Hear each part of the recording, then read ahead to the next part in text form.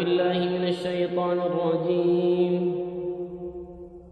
وإذ قال الله يا عيسى ابن مريم أأنت قلت للناس اتخذوني وأمي إلهين من دون الله قال سبحانك ما يكون لي أن أقول ما ليس لي بحق إن كنت قلته فقد علمته تعلم ما في نفسي ولا أعلم ما في نفسك إنك أنت علام الغيوب.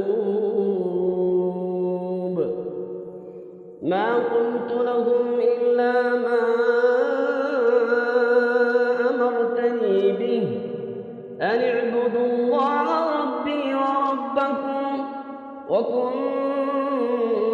عليهم شهيدا ما دمت فيهم فلما توفيتني كنت أنت الرقيب عليهم وأنت على كل شيء شهيد. إن تعذبهم فإنهم عبادك